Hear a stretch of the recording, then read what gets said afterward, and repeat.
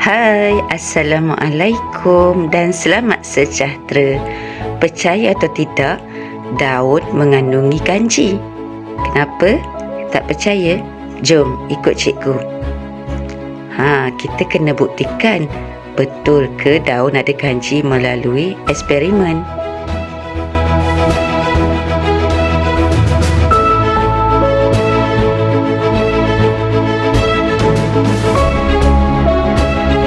Dalam video kali ini, kita akan bincangkan amali wajib sains tingkatan 1, 2.2, eksperimen untuk mengkaji keperluan fotosintesis. Sebelum ini, kita telah belajar teori keperluan fotosintesis di mana air, karbon dioksida, cahaya dan klorofil diperlukan semasa proses fotosintesis. Klorofil ialah pigmen hijau pada daun. Jadi macam mana kita nak tahu fotosintesis telah berlaku? Kita akan buat ujian kehadiran kanji. Tumbuhan hijau membuat makanannya sendiri dan menghasilkan glukosa. Glukosa disimpan dalam bentuk kanji. Jadi pelajar-pelajar, untuk mengkaji keperluan fotosintesis eksperimen 2.1 hingga 2.4, kita perlu mengetahui cara untuk menjalankan ujian kehadiran kanji dalam daun.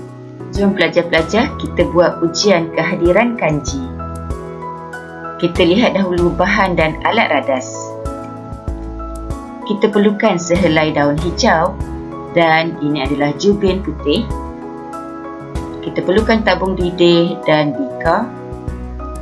Ini ialah etanol, larutan iodin, penunuh bansen, kasadawai dan tungku kaki 3. Langkah yang pertama, masukkan sehelai daun ke dalam air mendidih. Kita kena pastikan air telah mendidih dan kita masukkan sehelai daun. Kenapa kita masukkan di dalam air mendidih? Untuk memecahkan dinding sel daun dan melembutkannya. Langkah yang kedua, setelah lebih kurang 5 minit daun direbus di dalam air, kita masukkan etanol sehingga memenuhi separuh daripada tabung didih. Masukkan daun ke dalamnya. Kita masukkan dahulu etanol. Kemudian kita akan masukkan daun ke dalamnya. Masukkan menggunakan forceps. Kemudian letakkan tabung didih di dalam bika yang mengandungi air panas. Selepas 5 minit, keluarkan daun. Fungsi etanol ialah menyingkirkan klorofil pada daun. Jadi, kita lihat warna asal etanol ialah jernih. Selepas ini kita akan lihat apakah warnanya. Sebagaimana cikgu dah sebut tadi, fungsi etanol menyingkirkan klorofil pada daun. Selepas 5 minit, warna hijau pada daun akan luntur. Lihat ya, etanol telah pun bertukar menjadi hijau. Pada ketika ini, langkah berjaga-jaganya ialah etanol sangat mudah terbakar. Tadi pelajar boleh lihat cikgu telah pun alihkan penunuh bansen semasa kita menggunakan etanol kerana etanol sangat mudah terbakar. Pastikan etanol tidak terdedah kepada sumber haba secara terus ya, seperti api daripada penunuh bansen. Baiklah, sekarang kita celupkan daun ke dalam air panas untuk beberapa saat. Ini untuk melembutkan daun. Langkah yang keempat, letakkan daun di atas jubin putih. Titiskan beberapa titik larutan iodin. Selepas ni kita akan lihat pemerhatiannya.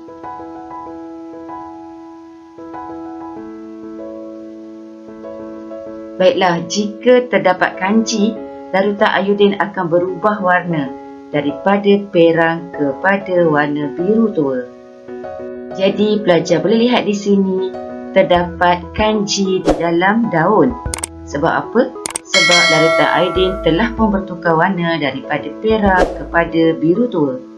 Kita nak tengok secara dekat. Jelas kan? Sekarang kita akan lihat eksperimen 2.1. Pernyataan masalah. Adakah tenaga cahaya diperlukan dalam proses fotosintesis? Hipotesisnya atau ramalan awal, cahaya diperlukan untuk proses fotosintesis. Tujuan, mengkaji keperluan cahaya matahari untuk fotosintesis. Rajah boleh lihat dalam rajah, kita ada dua pokok di sini. Alright, satu ni kita letakkan di dalam gelap dan satu lagi di bawah cahaya matahari. Alright, pemboleh ubah dimanipulasi ataupun yang berbeza ialah kehadiran cahaya matahari. Okey, sebab satu dapat cahaya, satu lagi tak dapat cahaya matahari. Pemboleh ubah bergerak balas ialah hasil eksperimen. Sebentar lagi kita akan lihat perubahan warna larutan iodin. Okey, tadi cikgu dah tunjuk kalau larutan iodin ini bertukar menjadi biru tua, maka ada kehadiran kanji pada daun. Pemboleh ubah dimalarkan atau yang ditetapkan ialah jenis tumbuhan. Mestilah jenis tumbuhan yang sama. Bahan dan alat radas, dua tumbuhan yang sama jenis dalam pasu yang berasingan, air panas, etanol, larutan iodin, tabung didik, jubin putih, penitis, forceps, bika, penunuh Bunsen, kaki retot, tungku kaki tiga dan kasar dawai. Prosedurnya, letakkan dua tumbuhan yang sama di dalam gelap selama 2 hari untuk menghilangkan kanji. Okey, kita nak kanji yang kita uji nanti hasil daripada eksperimen ini, bukan yang sebelum ini ya. Selepas 2 hari, satu tumbuhan diletakkan di bawah cahaya matahari. Selepas seminggu, petik daun daripada kedua-dua tumbuhan tersebut.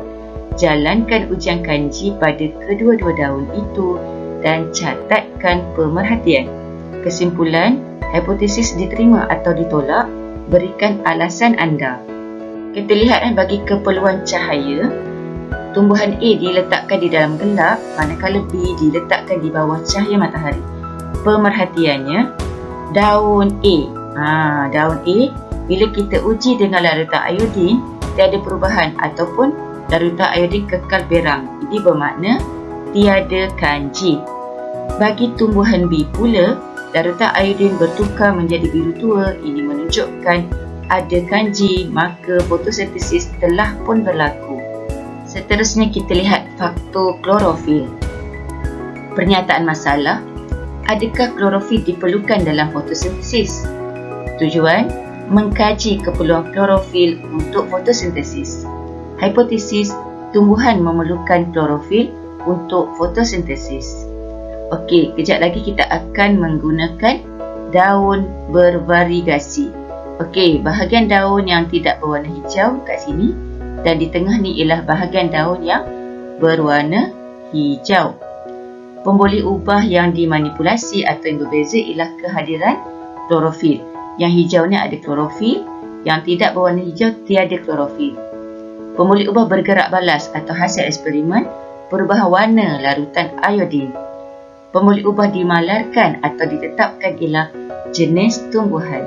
Bahan dan alat radas, kita perlu daun bervariegasi dan bahan yang lain sama seperti amalan pertama tadi. Okey, prosedur.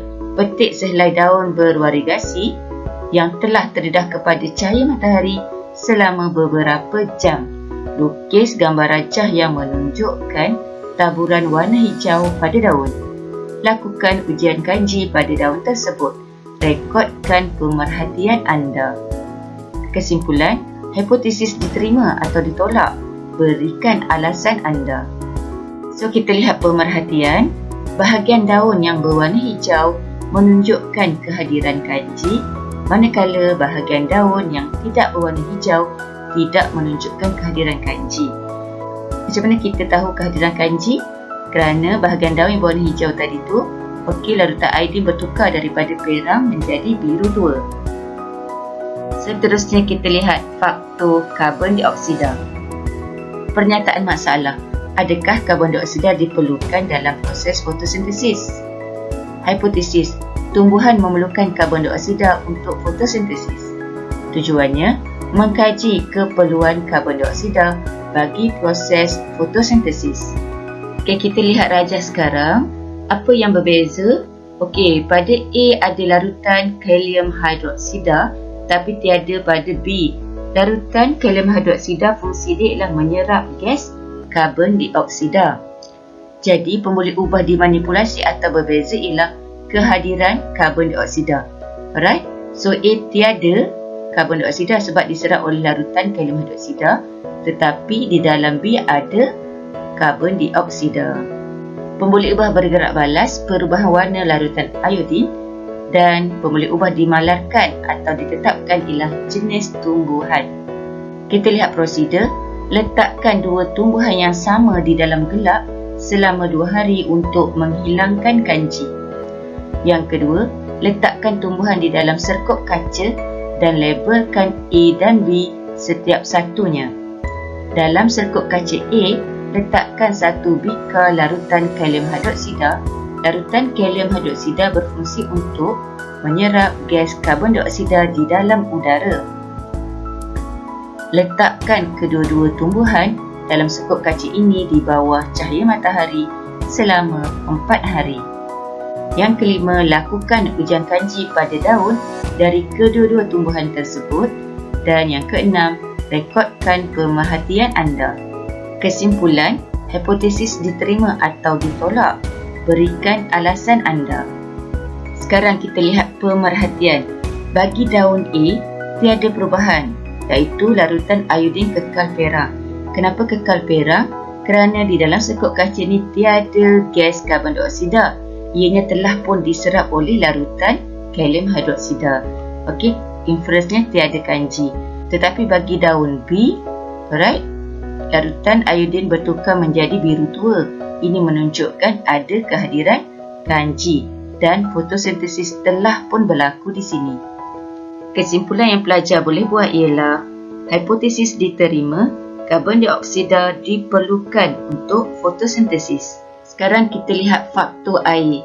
Pernyataan masalah, adakah air diperlukan dalam proses fotosintesis? Hipotesis, tumbuhan memerlukan air untuk fotosintesis. Tujuan, mengkaji keperluan air bagi proses fotosintesis. Kita lihat tumbuhan A disiram air, tetapi B tidak. Jadi, pemboleh ubah yang dimanipulasi ialah kehadiran air. Okey, berbezanya ialah ada air, yang ini tiada air ya. Pemboleh ubah bergerak balas ialah perubahan warna larutan iodin. Pemboleh ubah dimalarkan atau ditetapkan ialah jenis tumbuhan. Prosedur eksperimen, letakkan dua tumbuhan yang sama di dalam gelap selama 2 hari untuk menghilangkan kanji. Selepas 2 hari, kedua-dua tumbuhan tersebut diletakkan di bawah cahaya matahari. Satu tumbuhan disiram air setiap hari, manakala satu lagi tidak disiram air. Selepas seminggu, petik sehelai daun daripada kedua-dua tumbuhan tersebut. Yang kelima, lakukan ujian kanji pada kedua-dua daun tersebut. Dan yang keenam, rekodkan pemerhatian anda. Kesimpulan, hipotesis diterima atau ditolak. Berikan alasan anda. Sekarang kita lihat pemerhatian. Daun A, ujian kanji ialah biru tua. Okey, larutan iodin berubah menjadi biru tua.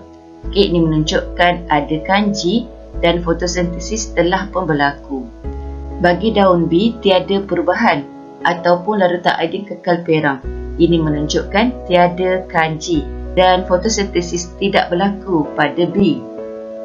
Kesimpulannya ialah hipotesis diterima, air diperlukan untuk proses fotosintesis.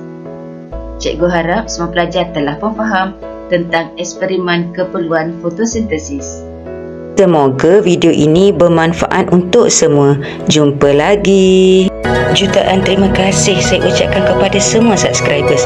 Tidak kira di mana anda berada, teruskan sokongan anda kepada channel saya. Jangan lupa like, komen, subscribe dan aktifkan notifikasi loceng agar anda tidak terlepas